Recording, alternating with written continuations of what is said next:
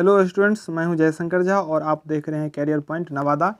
मैं आज आप सबों के लिए सब्सिडी पेपर इंडियन इकोनॉमी लेकर आया हूं।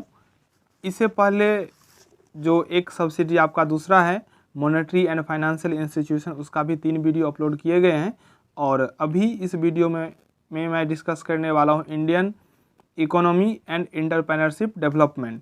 तो आप लोगों का एग्ज़ाम 14 दिसंबर को है और उसके ठीक 2 दिन के बाद मॉनेटरी का है। तो मॉनेटरी का 3 वीडियो ऑलरेडी अपलोड हो चुका है, इसलिए अब ज़रूरत था इस सब्सिडी का वीडियो अपलोड करना, इसलिए मैं आज से लगातार 2-3 दिन तक अपलोड करूंगा। अभी मैं आप लोगों का जो गेस्ट पेपर का क्वेश्चन दिया हुआ है उसका डिस्कस करेंगे। उसके बाद जब एग्ज़ाम से 2 रोज़ पहले मैं पूरे बुक, चाहे वो रेखा का हो, मनोरमा का हो, और बुक से जो भी इम्पोर्टेंट क्वेश्चन होगा उसको मैं कलेक्ट करके एक वीडियो अपलोड करूंगा, जो काफ़ी आप लोगों के लिए हेल्पफुल रहेगा। लेकिन अभी नॉलेज के लिए और थोड़ा बृहत ज्ञान के लिए आप लोग एक एक करके प्रत्येक दिन हमसे 8 बजे रात को जुड़िए और दोनों जो सब्सिडी पेपर है उसका प्रिपरेशन अच्छा से कीजिए। अगर आप हमारे द्वारा दिए गए हिंदी मैथिली का वीडियो देखे होंगे और एग्ज़ाम दिए होंगे तो आप लोगों को पता चल गया होगा जो मेरा जो गेस्ट क्वेश्चन होता है वो कितना सटीक होता है। तो आप हमारे साथ बने रहें और वेल प्रिपरेशन कीजिए। इकोनॉमी का और मॉनेटरी एंड फाइनेंशियल इंस्टीट्यूशन का दोनों सब्सिडी आप लोगों के लिए काफ़ी महत्वपूर्ण है। आप लोग अभी जानते होंगे नहीं जो कितना इम्पोर्टेंट है, लेकिन बहुत इम्पोर्टेंट है, आगे चल के आप लोगों को पता चलेगा। इसलिए प्रिपरेशन कीजिए और ज़्यादा कुछ तो करना नहीं है। आप लोगों के लिए मैं 10-15 मिनट का वीडियो अपलोड करूंगा प्रत्येक दिन। आप उस वीडियो को 2-3 बार देख लेंगे तो निश्चित रूप से आपका एग्ज़ाम बेहतर होगा। तो चलिए शुरू करते हैं आज का यह वीडियो स्टार्ट करने से पहले मैं आप लोगों को बता दूं, अगर आप फर्स्ट टाइम मेरे चैनल पर आए हैं तो चैनल को जरूर सब्सक्राइब करके बेल आइकन को प्रेस कर दें। वीडियो को लाइक करना नहीं भूलिएगा और हो सके तो अपने फ्रेंड्स के साथ इस वीडियो को शेयर कर दें ताकि उन्हें भी मदद मिल जाए। तो चलिए देखते हैं, एक एक क्वेश्चन को हम डिटेल्स में जानेंगे। जो क्वेश्चन का क्या तात्पर्य है, उससे क्या होगा तो एक क्वेश्चन के साथ आप 2-4 क्वेश्चन का उत्तर भी जान पाएंगे। तो चलिए देखते हैं पहला प्रश्न है, मेयर व बाल्डविन की आर्थिक विकास की परिभाषा में सम्मिलित किया जाता है। यानी कि मेयर व बाल्डविन अर्थशास्त्री होंगे, उन्होंने जो आर्थिक विकास की परिभाषा दिया उसमें किस चीज़ को शामिल किया जाता है। तो इसका जो उत्तर होगा राइट होगा राष्ट्रीय आय में वृद्धि। इनका जो मेयर व बाल्डविन का जो आर्थिक विकास की परिभाषा था उसमें सम्मिलित किया जाता है राष्ट्रीय आय में वृद्धि। दूसरा प्रश्न है, ब्राइट सिंह ने आर्थिक विकास की परिभाषा किस रूप में दी है। आपसे प्रश्न पूछा जा रहा है जो ब्राइट सिंह ने आर्थिक विकास के एक शब्द का अलग अलग विद्वानों के द्वारा अलग अलग तरीका से उत्तर दिया जाता है। किसी का ज़्यादा संतुष्टि प्रदान करने वाला होता है, कुछ का सामान्य परिभाषा होता है, लेकिन हम लोगों को सभी के परिभाषा पढ़ के पता करना होगा जो वास्तव में आर्थिक विकास क्या होता है। तो मेयर बाल्डविन आर्थिक विकास में सम्मिलित करते हैं राष्ट्रीय आय में वृद्धि, और ब्राइट सिंह ने आर्थिक विकास की परिभाषा किस रूप में दी है। तो इसका भी उत्तर हो जाएगा सर्वांगीण विकास के रूप में। सर्वांगीण, ये राष्ट्रीय आय में वृद्धि को देख रहे हैं और ब्राइट सिंह सर्वांगीण विकास। सर्वांगीण विकास का तात्पर्य हो गया सभी क्षेत्रों में विकास। अगर सभी क्षेत्र में विकास होता है तो उसको हम आर्थिक विकास कहेंगे, यह मानना है ब्राइट सिंह का। और मेयर व बाल्डविन का जो आर्थिक विकास है उसमें सिर्फ राष्ट्रीय आय में वृद्धि, अगर राष्ट्रीय आय में वृद्धि हुआ है तो उसको हम आर्थिक विकास कह सकते हैं। चलिए देखते हैं अब तीसरा प्रश्न क्या है, आर्थिक विकास का संबंध राष्ट्रीय आय के किस प्रकार की वृद्धि से है। आर्थिक विकास का संबंध राष्ट्रीय आय के किस प्रकार की वृद्धि से है। तो इसका सही उत्तर वास्तविक राष्ट्रीय आय, ऑप्शन सी इसका राइट आंसर होगा। चौथा प्रश्न है, आर्थिक समृद्धि का अर्थ सामान्यतः लिया जाता है, यानी कि आर्थिक जो समृद्धि होता है उसको सामान्य तौर पर कैसे जाना जाता है, यानी कैसे हम जानते हैं। तो इसका उत्तर हो जाएगा अधिक उत्पादन से। जब तक उत्पादन अधिक नहीं होगा तब तक आर्थिक समृद्धि नहीं हो जाता। तकनीकी परिवर्तन, देखिए तकनीकी परिवर्तन अगर हो जाएगा तो वो भी उत्पादन में वृद्धि करेगा। तो संस्था का साथ सब जो डेवलपमेंट होगा वो आता है कहाँ पे, उत्पादन अधिक पर, प्रोडक्शन अधिक होगा। तो चौथा को सही उत्तर हो जाएगा आर्थिक उत्पादन से। पांचवा प्रश्न है, आर्थिक विकास के परिणाम स्वरूप आधारभूत साधनों की पूर्ति में परिवर्तन आते हैं आर्थिक विकास के परिणाम स्वरूप। यानी कि आर्थिक विकास जब होता है तो उसके फलस्वरूप साधनों की पूर्ति में कैसा परिवर्तन आता है, तो इसका सही उत्तर हो पूंजी संचय में। जब ये आर्थिक विकास होगा तो पूंजी का संचय होगा। ऑप्शन बी इसका करेक्ट आंसर है। चलिए देखते हैं हम छठा प्रश्न। छठा प्रश्न है आर्थिक विकास की विशेषताएं हैं। यानी कि आर्थिक विकास जो होता है, इकोनॉमिकल डेवलपमेंट जो होता है, उसका क्या क्या फीचर्स हैं। तो इसका देखिए पहला ऑप्शन दिया आर्थिक विकास एक प्रक्रिया है। तो आर्थिक विकास क्या है, एक प्रक्रिया है, ये धीरे धीरे होता है, कभी कभी कम भी हो जाता है, कभी कभी वृद्धि हो जाता है। तो आर्थिक विकास जो है विकास का एक प्रक्रिया है। दूसरा ऑप्शन दिया राष्ट्रीय आय एवं प्रति व्यक्ति आय में वृद्धि होती है। सही बात है, जब राष्ट्रीय आय बढ़ेगा तो प्रति व्यक्ति आय भी बढ़ जाएगा। तो आर्थिक विकास से राष्ट्रीय आय और प्रति व्यक्ति आय दोनों में वृद्धि होती है। तीसरा जो ऑप्शन दिया हुआ है वो है प्रति व्यक्ति वास्तविक आय में दीर्घकालीन वृद्धि होती है। तो इन तीनों ऑप्शन देखने के बाद हम यह कह सकते हैं तो तीनों का तीनों आर्थिक विकास का विशेषता है, इसलिए इसका सही उत्तर हो जाएगा ऑप्शन डी। सातवां प्रश्न दिया हुआ है प्रायः अल्प विकसित देशों के लिए शब्द प्रयुक्त किया जाता है अल्प विकसित। देखिए देश को किसी भी देश को तीन कैटेगरी में डिवाइड किया गया है। एक तो विकसित देश होता है जो पूर्ण रूप से डेवलप कंट्री होता है, जैसे अमेरिका है, जापान है। जापान जैसे देश जिस पर दो बार परमाणु हमला हुआ था, वो भी अपने पांव पर बोल सकते हैं जो खड़ा हो चुका है। यानी कि दूसरे देश को मदद देता है, मदद के लिए आगे वो देखता नहीं है जो कोई आए और मुझे मदद करे। तो इंग्लैंड है, ये सब रूस है, ये सब डेवलप्ड कंट्री यानी कि विकसित देश है। दूसरा कैटेगरी होता है विकासशील। विकासशील का तात्पर्य होता है जो देश अभी तक पूर्ण रूप से विकसित नहीं हुआ, यानी कि वो खुद अब स्वावलंबी नहीं हुआ है, सब काम वो खुद से नहीं कर लेता है, तो दूसरे पर तो आश्रित है, लेकिन इनका जो विकास है वो तेजी से आगे बढ़ रहा है, स्वावलंबी भी हो रहा है। तो ये देश को हम कहेंगे विकासशील, यानी कि जो विकसित राष्ट्र होने के कगार पे है। और तीसरा होता है अल्प विकसित, यानी कि जो विकसित नहीं हुआ है, जहाँ पे अभी काफ़ी सुधार की गुंजाइश है। तो अल्प विकसित देश के लिए किस शब्द का प्रयोग किया जाए। देखिए तो इस कौन देश विकसित है, कौन देश अल्प विकसित है, कौन विकासशील देश है, यह सब डिपेंड करता है जो उस देश का जो है बोले तो प्रति व्यक्ति आय क्या है। प्रति व्यक्ति आय जिसका अधिक होगा वो विकसित देश होगा। तो आर्थिक विकास जो है ना, यही मायने रखता है जो कौन सा देश किस कैटेगरी में है। तो चलिए जो चैप्टर था आपका आर्थिक विकास, इससे हम क्वेश्चन को देखें।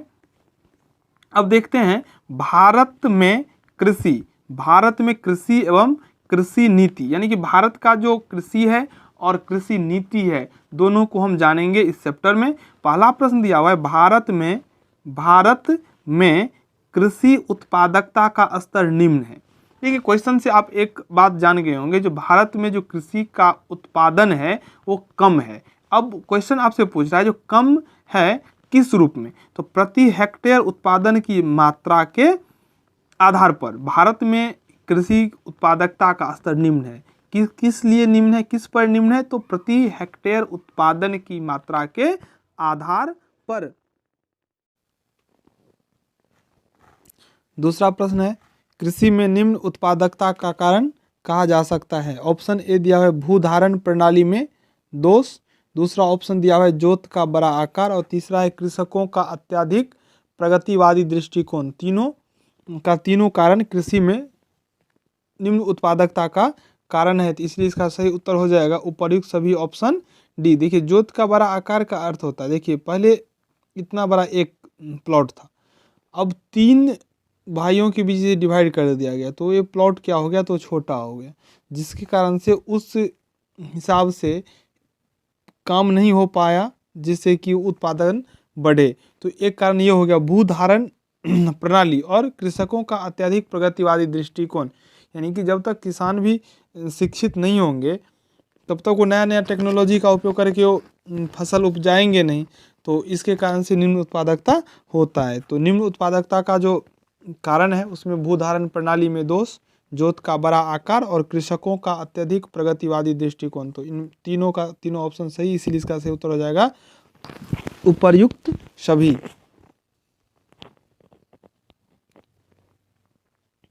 तीसरा प्रश्न है संयुक्त राष्ट्र अमेरिका के सकल घरेलू उत्पाद में कृषि का योगदान 2% है। एक चीज़ आप यहाँ से जान गए होंगे, जो संयुक्त राष्ट्र अमेरिका का सकल घरेलू उत्पाद यानी कि GDP, ग्रॉस डोमेस्टिक प्रोडक्ट में कृषि का योगदान कितना है, तो मात्र 2%। जबकि यही आंकड़ा भारत में कितना है, यानी कि GDP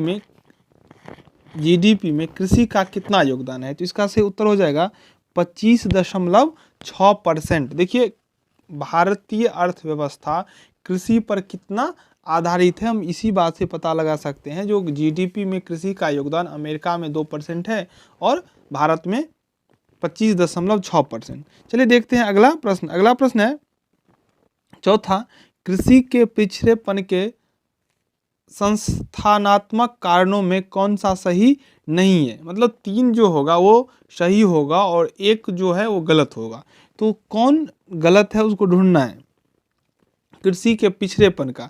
तो पिछड़ेपन में जोत का आकार तो है, जोत का आकार के कारण पिछड़ापन है। भूपट्टेदारी का ढांचा ये भी है। और ऑप्शन ए दिया हुआ है कृषि में लोगों की बहुत बड़ी संख्या का कार्यरत होना। तो कृषि में लोगों की बहुत बड़ी संख्या का कार्यरत होने से कृषि पिछड़ेपन की तरफ नहीं जा सकता है, कृषि आगे जाएगा। तो इसका सही उत्तर हो जाएगा ऑप्शन ए। 5वां प्रश्न है, भारतीय किसान ऋण में ही जन्म लेता है, ऋण में पलता है और ऋण में ही मर जाता है, यह कहना किनका है। एक स्टेटमेंट है जो भारतीय किसान ऋण में ही जन्म लेता है, ऋण में ही पलता है और ऋण में ही मर जाता है। देखिए इस कथन का अर्थ हुआ, जो कोई भी किसान जब कृषि का कार्य प्रारंभ करता है तो महाजन से कर्ज लेते हैं, तो कर्ज लेने के बाद वो खेती प्रारंभ करते हैं। तो इसका अर्थ हुआ जो किसान ऋण में ही जन्म लेता है, ऋण में पलता है, ऋण लेकर वो खेती करता है, उपज होता है, फिर पैसा महाजन को दे देता है, फिर फसल के टाइम लेता है कर्ज। तो इस प्रकार का जो लालन पालन होता है वो ऋण में होता है और कर्जा लिए ही वो खत्म भी हो जाता है। तो यानी कि वो अपना जो कर्ज है वो कभी समाप्त नहीं कर पाता। यह कथन है कृषि मूल्य आयोग का।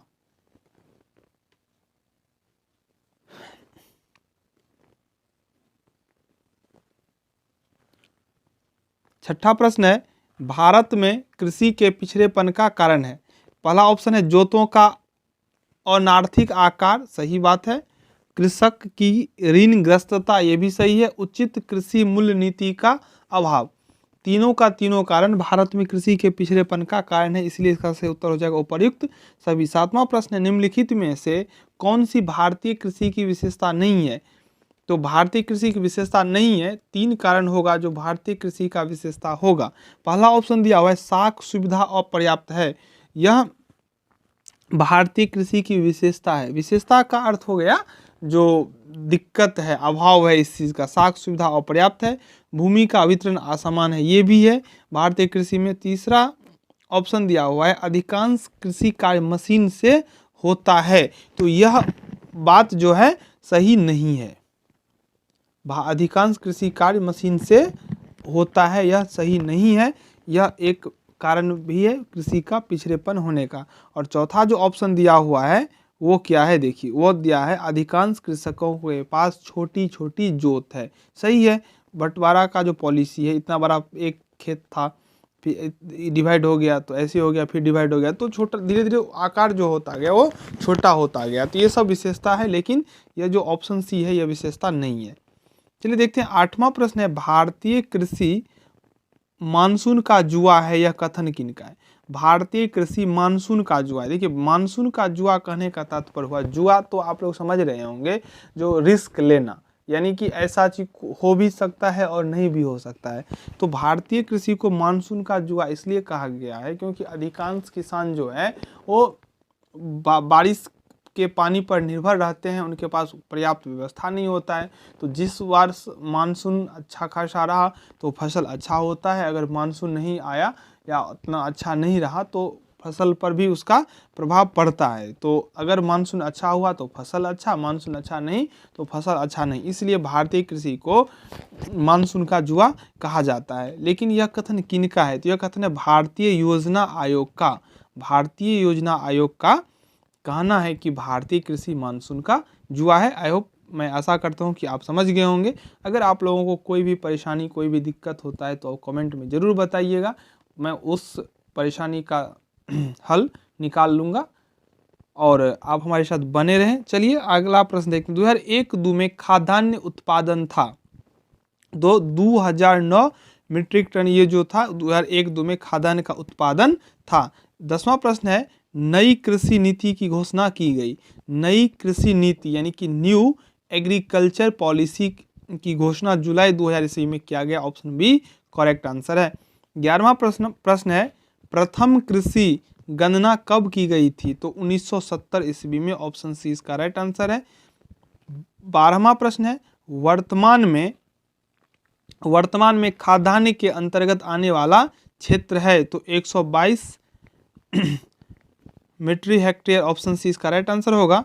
13वां प्रश्न है, देश से होने वाले कुल निर्यात में कृषि तथा कृषि उत्पाद से निर्मित वस्तुओं का योगदान कितना है? तो इसका आंसर होगा 37%। आइए समझते हैं इस क्वेश्चन को। देश से होने वाले कुल निर्यात में कृषि तथा कृषि उत्पाद, देखिए निर्यात का तात्पर्य होता है जब हम कोई भी वस्तु, कोई भी प्रोडक्ट अपने देश से दूसरे देश को भेजते हैं, इसे हम बोलते हैं निर्यात। तो भारत से जो निर्यात होता है किसी अन्य देश को, उसमें कृषि का या कृषि उत्पाद का कितना योगदान है? तो 37%। अगर हम इसको आंकड़ा में समझाएं तो अगर 100 आर्टिकल अगर विदेश भेजा जाता है, दूसरे देश भेजा जाता है, तो इसमें से 37 आर्टिकल, 37 वस्तु कृषि या उसके उत्पाद होते हैं। तो मुझे आशा है आप समझ गए होंगे। और आयात का तात्पर्य होता है जो हम दूसरे देश से अपने देश मंगवाते हैं।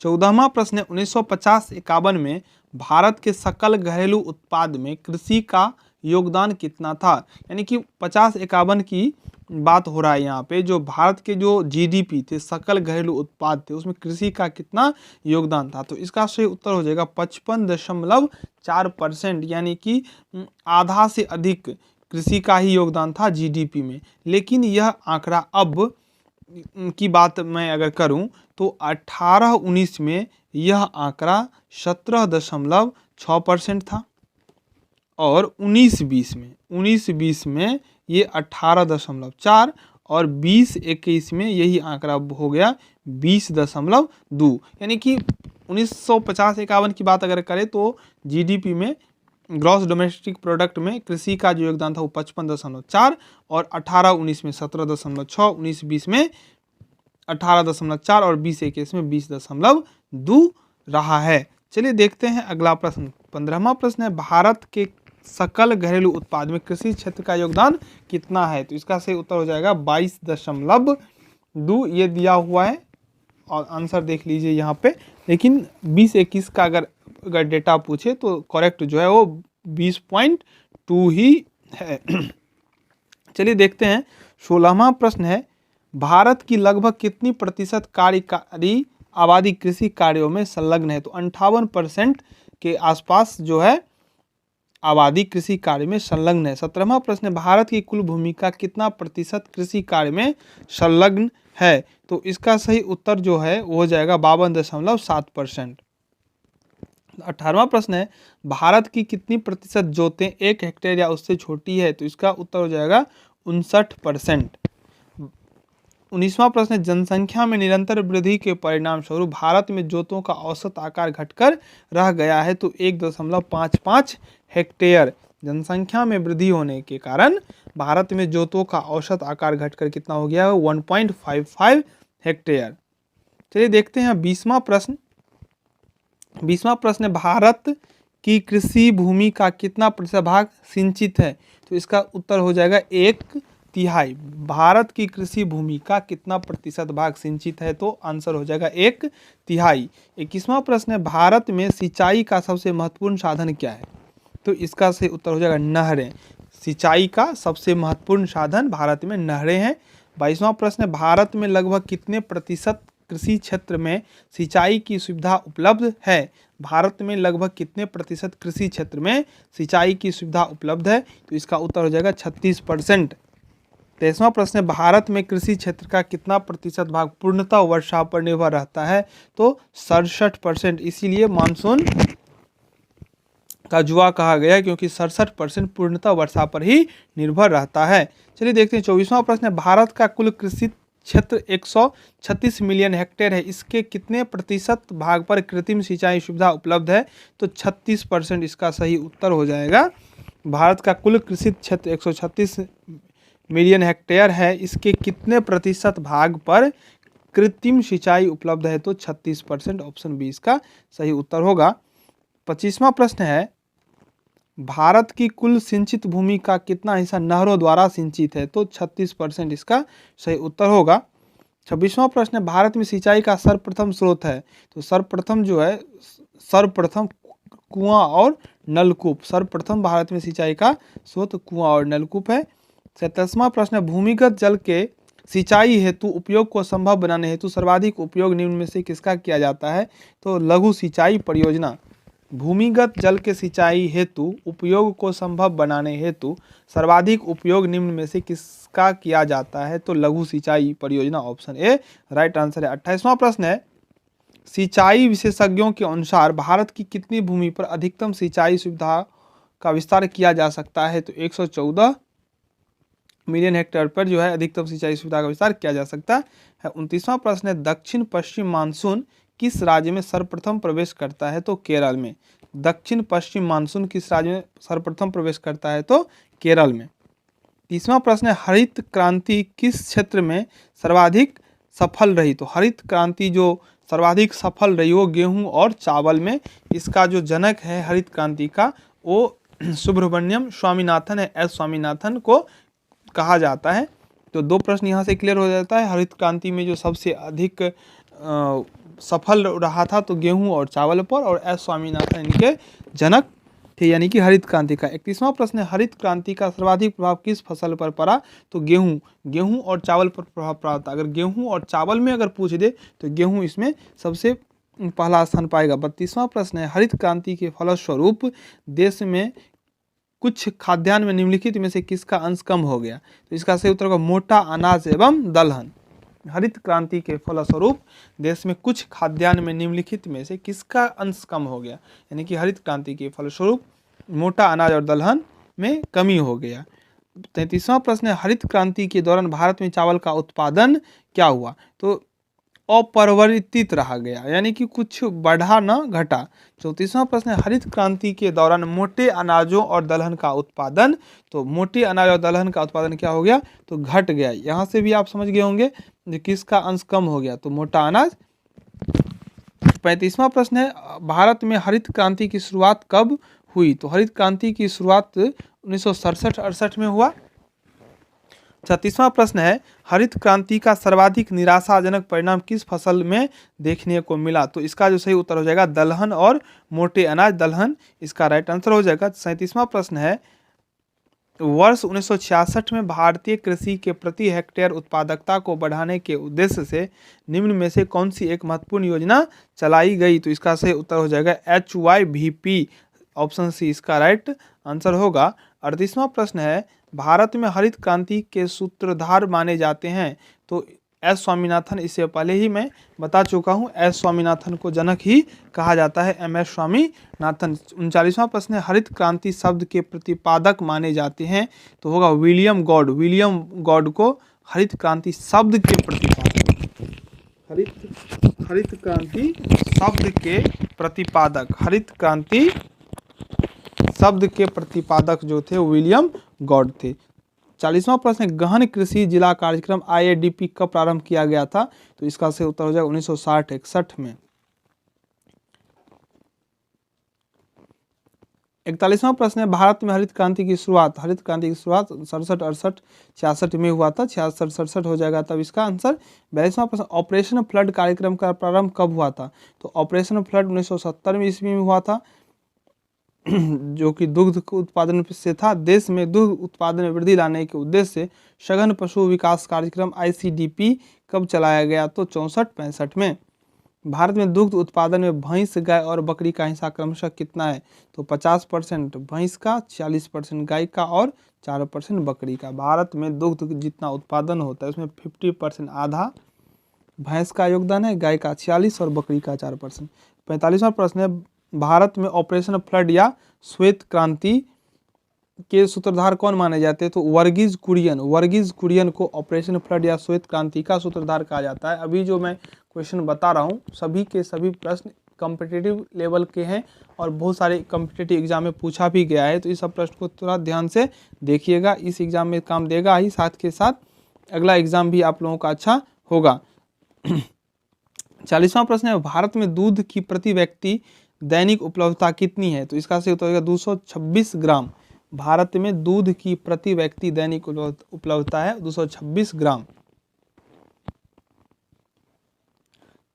तीसरा जो महत्वपूर्ण चैप्टर है विकासशील अर्थव्यवस्था। अभी मैं चैप्टर वाइज आप लोगों को ऑब्जेक्टिव बता रहा हूँ, बाद में पूरा डिटेल्स में अभी बता देता हूँ, फिर आगे चल के आप लोगों के लिए इम्पोर्टेंट जो ऑब्जेक्टिव हो गए सिलेक्टेड उसी को ही डिस्कस करेंगे। तो आप लोग ध्यान से देखिए, एजुकेशन मस्ट है और एग्ज़ाम पास हो ही जाएंगे अगर आपका एजुकेशन अच्छा रहेगा।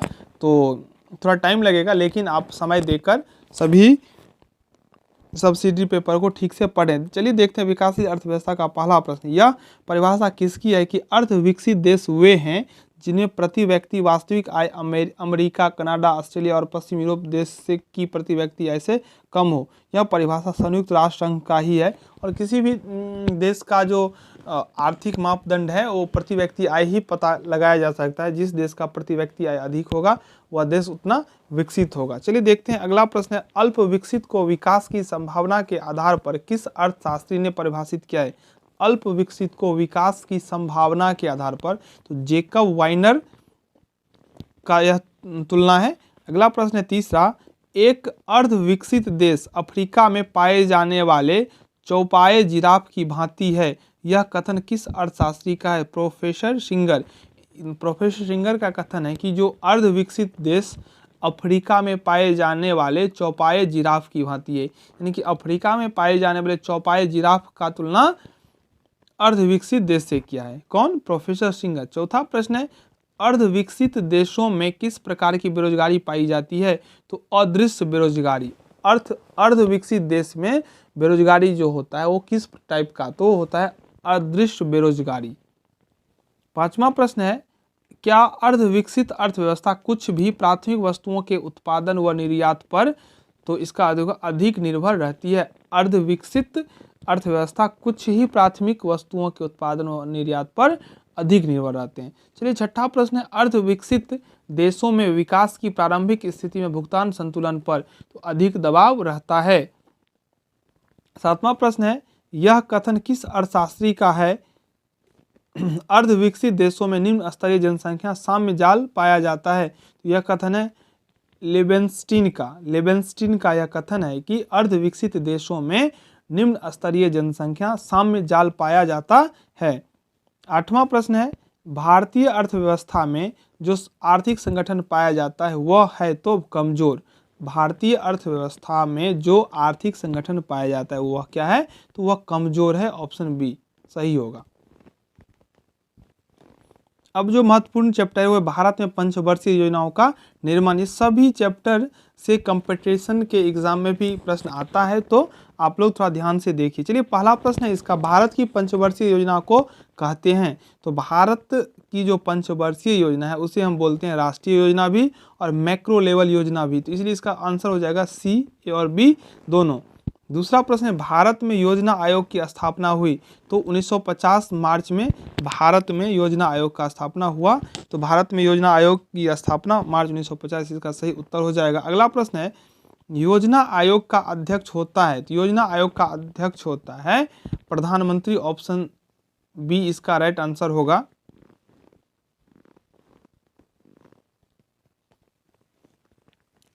देखिए तीसरा जो प्रश्न है, योजना आयोग का अध्यक्ष होता है, तो इसका सही उत्तर हो जाएगा प्रधानमंत्री और इसमें आंसर दिया हुआ है सी, यानी कि वित्त मंत्री। तो यह जो प्रश्न है इसका उत्तर गेस पेपर में गलत दिया हुआ है। अभी तो हम गेस से जो भी प्रश्न है उसका डिस्कस कर रहे हैं। बाद में मैं अपने स्तर से भी आंसर क्वेश्चन दूंगा और वो एग्ज़ाम के प्रिपरेशन में बहुत ज़्यादा मदद करेगा। वो एग्ज़ाम से 1-2 रोज़ पहले मैं दूंगा। लेकिन देखिए, आप लोग गेस पेपर से पढ़ लेंगे तो बहुत सारे क्वेश्चन ऐसे होंगे जिसका आंसर गलत आप लोग याद कर लेंगे और यह आगे भी चल के बहुत सारे क्वेश्चन आता है। देखिए, तो हमारे साथ बने रहें और एक एक क्वेश्चन को डिटेल्स में जाने, सही उत्तर को जाने। गेस पेपर में भी गलत बहुत सारा प्रश्न का उत्तर रहता है जो आप लोगों के हित में नहीं होगा। तो इसका आंसर दिया हुआ है, फिर भी जो सही उत्तर होगा मैं उसी को बताऊंगा। यह प्रश्न का आंसर गलत है। योजना आयोग का अध्यक्ष प्रधानमंत्री होता है और 2014 में जो है योजना आयोग को समाप्त कर दिया गया। योजना आयोग की जगह पर नीति आयोग, जब प्रधानमंत्री नरेंद्र मोदी बने तो योजना आयोग को खत्म करके योजना आयोग के स्थान पर नीति आयोग बना दिया गया और इसका अध्यक्ष प्रधानमंत्री ही। नियोजन से संबंधित नीति निर्धारण करने वाली उच्च स्तरीय संस्था को कहते हैं तो राष्ट्रीय विकास परिषद। नियोजन से संबंधित नीति निर्धारण करने वाली उच्च स्तरीय संस्था को कहा जाता है राष्ट्रीय विकास परिषद। ऑप्शन बी राइट होगा। 5वां प्रश्न है, राज्य स्तरीय नियोजन तंत्र के महत्वपूर्ण निकाय होते हैं। राज्य स्तरीय नियोजन तंत्र के महत्वपूर्ण निकाय होते हैं तो इसका उत्तर हो जाएगा योजना विभाग, आयोजना विभाग। चलिए, ऑप्शन ए इसका राइट आंसर होगा। 6ठा प्रश्न है, चौथी व पंचवर्षीय योजना में राज्यों को दी जाने वाली आर्थिक सहायता का निर्धारण किया गया है तो इसका से उत्तर हो जाएगा गार्ड-गिल फॉर्मूले के अनुसार।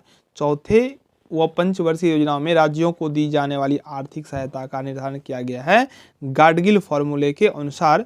7वां प्रश्न है, निम्नलिखित में से कौन सा कथन सही नहीं है। देखिए, पहला है योजना तंत्र को गॉस प्लान योजना कहा जाता है। बी है मुखर्जी फॉर्मूले के अंतर्गत आर्थिक सहायता हेतु जनसंख्या को 60% भार दिया गया। सी है भारत में योजना आयोग को संवैधानिक शक्ति प्राप्त है। और डी है राज्य स्तर पर राज्य योजना विभाग व राज्य नियोजन बोर्ड की स्थापना की गई है। और क्वेश्चन पूछ रहा है कौन सा कथन सही नहीं है तो सी जो है ये सही नहीं है। तो ये था अभी तक के जितने चैप्टर का डिस्कस किया गया उसका इम्पोर्टेंट ऑब्जेक्टिव्स। आगे भी चैप्टर वाइज मैं ऑब्जेक्टिव आप लोगों को बताऊंगा। 2-3 रोज लगेगा इस चैप्टर को ख़त्म करने में। प्रत्येक रात को 8 बजे आप लोगों को वीडियो मिलेगा। आज थोड़ा लेट हो गया लेकिन कल से रेगुलर में 8 बजे आप लोगों को वीडियो मिल जाएगा। आप लोग हमारे साथ बने रहें। चैनल को सब्सक्राइब नहीं किया तो सब्सक्राइब करके अपने फ्रेंड्स के साथ शेयर कर दें। अभी के लिए आप लोगों से विदा लेता हूँ। जय हिंद।